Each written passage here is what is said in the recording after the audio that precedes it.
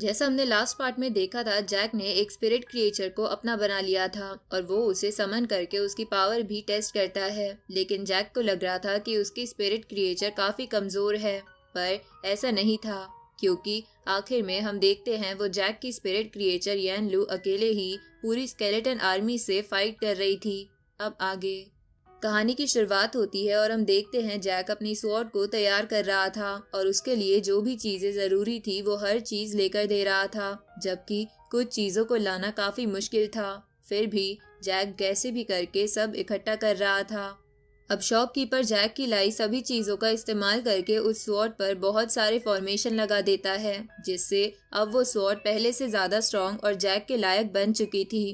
पर अब जैक भी इतना खुश नहीं था, इसलिए वो खुद आगे आता है और उस स्वॉर्ड पर नई फॉर्मेशन लगाने लगता है।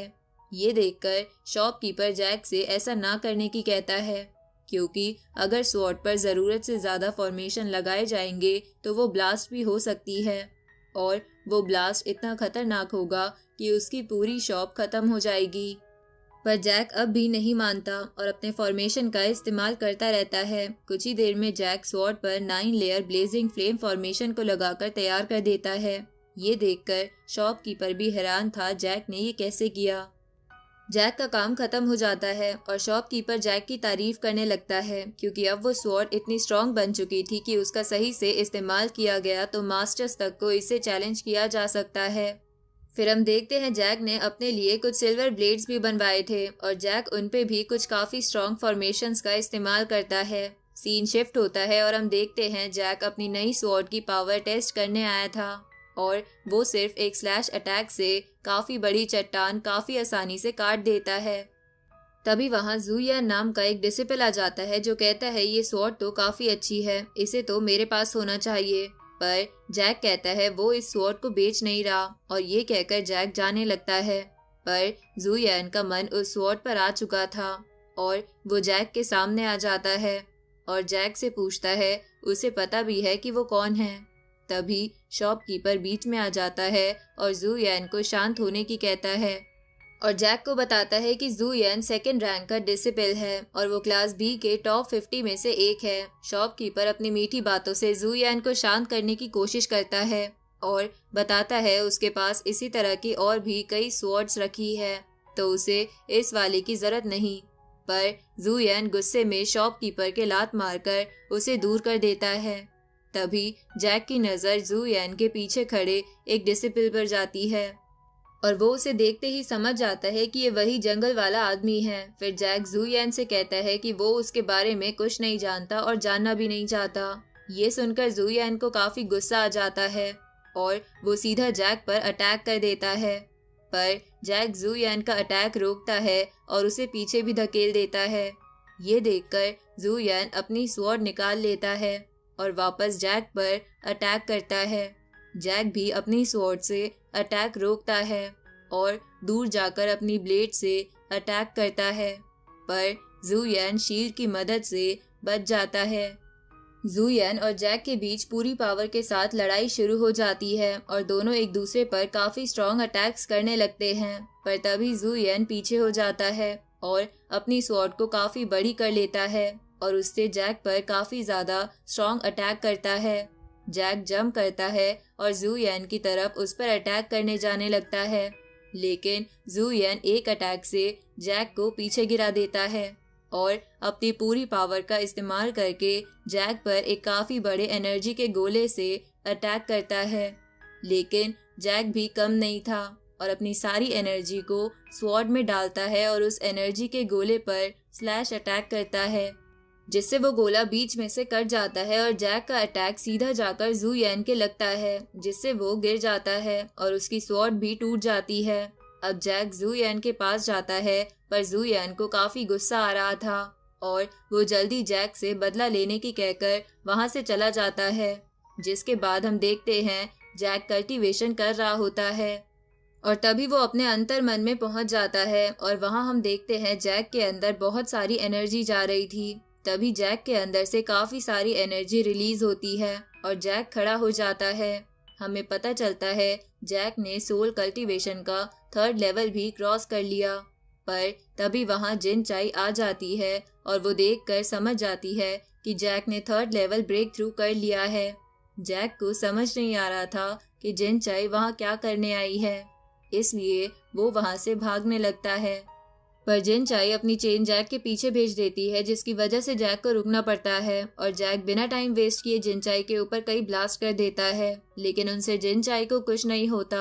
अब जैक हर तरकीब का इस्तेमाल कर रहा था, पर जिन चाई को किसी चीज से कोई फर्क नहीं पड़ रहा था। तो जैक अपनी ब्लेड्स हवा में फेंकता है और वो ब्लेड्स जिन चाई की तरफ आने लगते हैं। जिन चाई उन ब्लेड्स को खत्म करने में थोड़ी बिजी हो जाती है। इसी मौके का फायदा उठाकर जैक काफी स्पीड से जिन चाई को मारने बढ़ता है, पर लास्ट मोमेंट पर जिन चाई की नजर जैक पर पड़ जाती है और वो अपनी शील्ड से जैक को रोक लेती है। पर जैक का पंच इतना स्ट्रॉन्ग था कि जिन चाई को थोड़ा धक्का महसूस होता है। इससे जिन चाई काफी गुस्से में आ जाती है और जैक को मार देने की कहती है। तभी वो अपनी चेन को सांप में बदल देती है और वो सांप जैक को पकड़ लेते हैं, जिसकी वजह से अब वो हिल तक नहीं पा रहा था। जिन चाई काफी स्पीड से जैक को मारने उसकी तरफ आने लगती है, पर वो जैक को मारती इससे पहले जैक कहता है उसे पता है वो जिसे ढूंढ रही है वो कहाँ है। ये सुनकर जिन चाई तुरंत रुक जाती है और जैक से पूछती है उसने अभी क्या कहा। जैक बताना शुरू करता है जिस रात अलार्म बजा था उस रात सभी जगह और हर एक डिसिपल को काफी ध्यान से चेक किया जा रहा था। इसी से जैक समझ गया कि कोई तो ब्लैक ड्रैगन सेक्ट में घुस चुका है। अब जैक कहता है उसके पास एक रास्ता है जिससे वो एल्डर जिन के काम में आ सकता है, लेकिन बदले में जिन चाई उसे मारेगी नहीं। ये सुनकर जिन चाई जैक को अपने पास ले आती है और उससे पूछती है क्या उसे लग रहा है कि वो उससे किसी सौदा करने की हालत में है। अब जिन चाई जैक का शरीर और जोर से कस देती है, जिसकी वजह से जैक को सांस भी नहीं आ रही थी। इससे पहले जैक मरता या बेहोश होता, जिन चाई जैक को छोड़ देती है और बताने को कहती है उसे क्या पता है। जैक बताता है जिस रात अलार्म बजा उसके बाद वो फॉरेस्ट में गया था और उसे एक अनजान इंसान या इंसान जैसा कुछ दिखा। इसके बाद जैक ने एक स्पेशल सैंड खरीदी जिससे किसी को भी ट्रैक किया जा सकता है, और जब आज उसे वो इंसान दिखा जैक ने उसके ऊपर वो स्पेशल सैंड डाल दी। अब जैक कहता है सिर्फ वही उस इंसान को ट्रैक कर सकता है और बदले में वो चाहता है कि जिन चाई उसे कभी भी मारने वापस ना आए। जिन चाई ये बात कभी नहीं मानती, पर शर्त मानने के अलावा उसके पास कोई दूसरा रास्ता नहीं था, इसलिए वो हाँ कर देती है। जिसके बाद हम देखते हैं दोनों साथ में उस बंदे के पास जा रहे थे। रास्ते में जैक जिन चाई से पूछता है कि असल में वो इंसान की तरह दिखने वाला है कौन। जिन चाई जैक को बता देती है कि वो बारबेरियन ट्राइब से आया है। ये सुनकर जैक हैरान हो जाता है।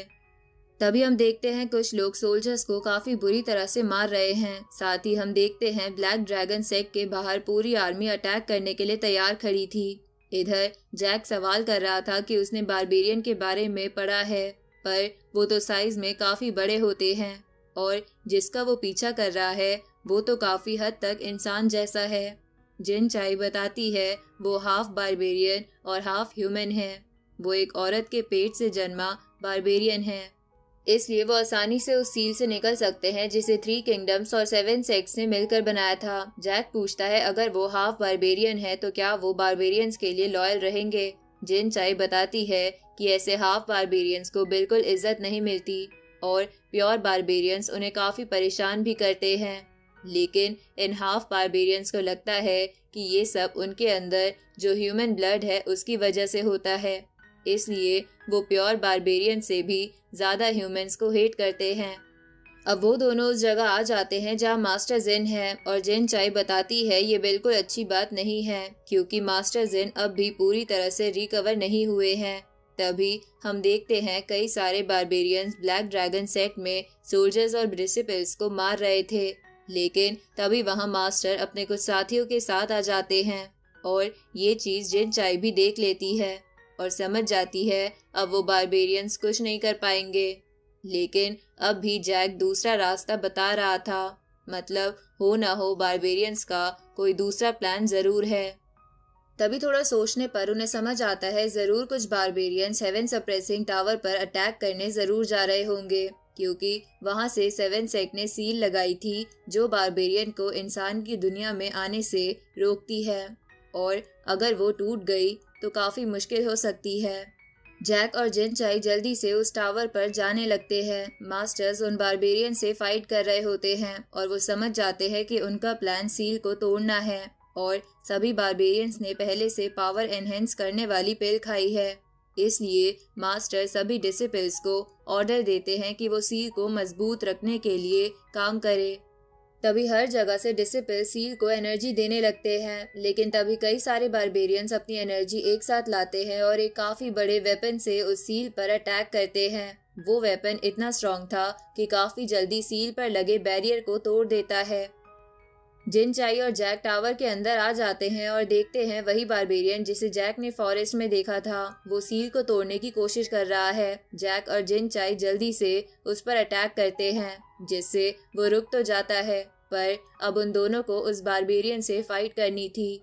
वो बारबेरियन काफी स्ट्रॉन्ग था। जिन चाई बताती है ये लड़ाई उन दोनों के लिए आसान नहीं होने वाली, पर उनके पास जीतने का चांस है। जिन चाई पूरी पावर से उस बारबेरियन पर अटैक करने जाने लगती है, लेकिन वो बारबेरियन काफी चालाक था और ऊपर से जिन चाई पर अटैक कर देता है। तुरंत ही जैक सामने आता है और अपनी स्वॉर्ड से अटैक करता है।